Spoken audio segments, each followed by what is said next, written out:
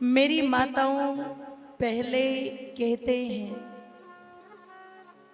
जल प्रक्षालन की विधि, आसन विधि, मधुपर्क विधि, तत्पश्चात संकल्प, गोदान, तत्पश्चात विस्तृत यज्ञ और फिर लाजा होम की आहुति से पहले शिलारोहण।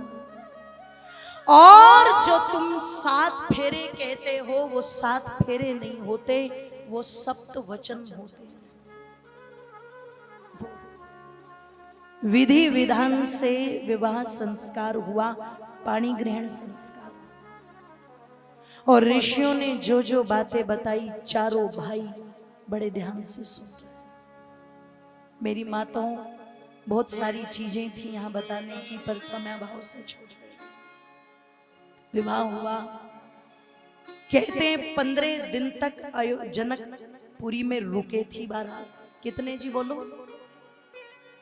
15 दिन में तो लड़की वाला आगरा भर्ती हो जाता आज के समय में।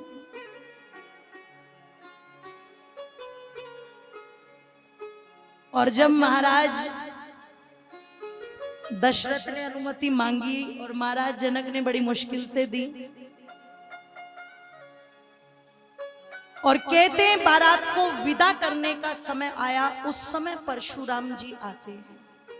तुलसी बाबा ने परशुराम जी का आना कहाँ लिखा? सभा में।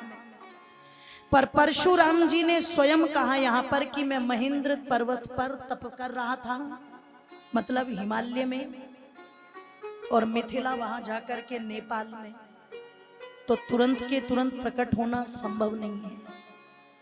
इसलिए यहाँ पर महर्षि वाल्मीकि को ही प्रमाण मानेंगे कि जब बारात की विदा होने का समय आया तो परशुराम जी आए। और जिस समय परशुराम जी ने आकर के अपना क्रोध प्रकट किया था, तो उस समय श्री रामचंद्र जी ने अपनी समझदारी, बुद्धिमत्ता और पौरुष दिखला करके उनको शांत करके वापस भेज दिया था। इस बीच निवेदन कर दूं, जो चीजें बताई गई हैं वो गलत हैं। क्या? लक्ष्मण जी की बहस बिल्कुल गलत।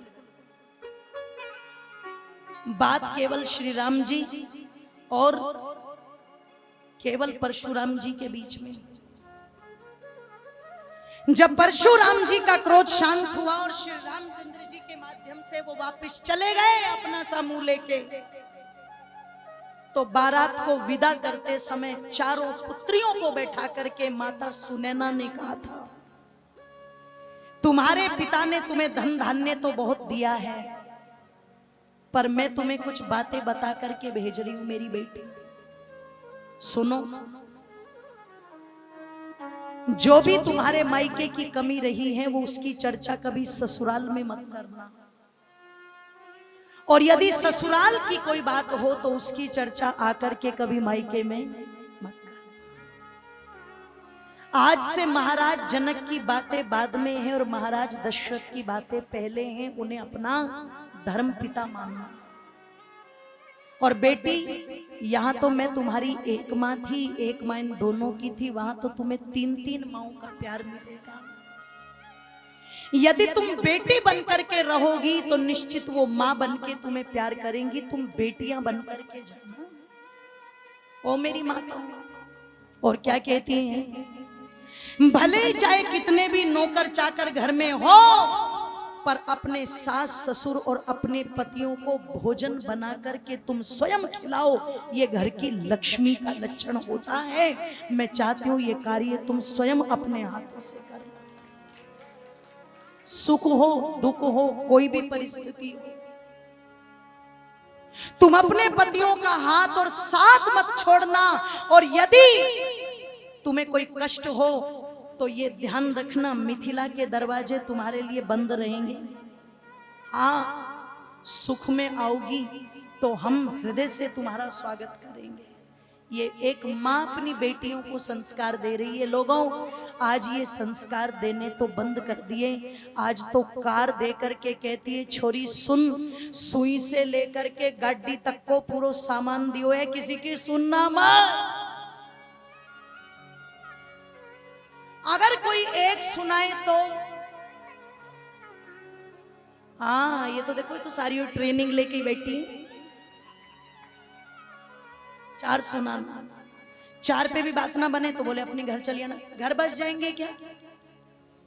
जहां पर माँ बेटी को ध्यान रखना शिक्षा दे रही हो, और ये जो फोन है ये बीमारी।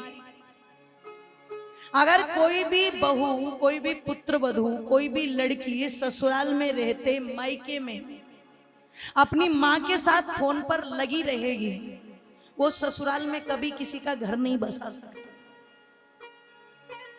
ध्यान रखिएगा। अगर तुम चाहते हो किसी का घर बस जाए, अच्छा हो जाए, तो इन बेटियों को मोबाइल दो या ना दो, पर इनको संस्कार जरूर। और जब संस्कार देकर के भेजोगी तो मेरी माताओं कोई ना कोई सीता बन करके आएगी, कोई उर्मिला बन के आएगी, कोई श्रुतकीर्ति बन के आएगी, कोई मंडवी बन करके आएगी। ये संस्कार माँ ने दे करके भेजे। और कहते हैं जब माता सीता पधारी कहा कि रंग भूमि जब सिए पगधारी, देखे रूप चकित नर नारी।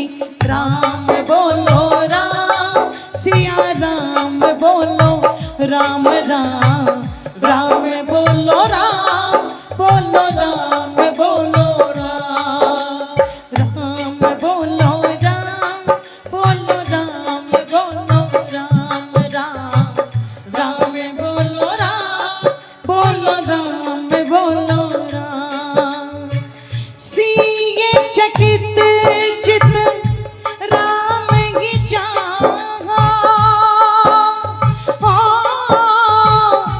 भय मोह बस सब नर नारा। राम बोलो राम, बोलो राम बोलो राम राम, राम बोलो राम, बोलो राम बोलो राम। बोलो राम बोलो राम, ओ बोलो राम बोलो राम, ओ बोलो राम बोलो राम। बोलिए सियावर रामचंद्र जी महाराज की जय। कहते हैं वैसे तो चारों बहनें बड़ी सुंदर थी, पर जैसे चारों भाइयों में श्री राम की चर्चा अधिक थी, ऐसे सब बहनों में माता सीता की भी चर्चा अधिक थी। ऐसा लगता था जैसे परमात्मा ने ये सुगढ़ जोड़ी बना दी, गुणों में भी और सुंदरता में भी। और उस समय माता सीता को वचन देते हुए श्री रामचंद्र जी ने कहा था, देवी राजाओं के कुल में अनेक विवाह करने की प्रथा है हे सीते, लेकिन ये दशरथ नंदन राम तुम्हें वचन देता है कि राम के हृदय आसन पर अगर पत्नी के रूप में कोई विद्यमान होगी तो केवल और केवल जनक नंदनी सीता होगी, सीता के अतिरिक्त सब बहन बेटियों के समान। लोग कहते राम अच्छे पति नहीं थे, राम कैसे पति थे ये जानना हो तो आ जाना कल, बता देंगे क्या है राम। इस प्रकार से कहते हैं जीवन हंसी खुशी से व्यतीत होने लगा। अब महाराज दशरथ के परिवार में इतनी प्रसन्नता थी, ऐसा लगता था ये स्वर्ग भूमि है।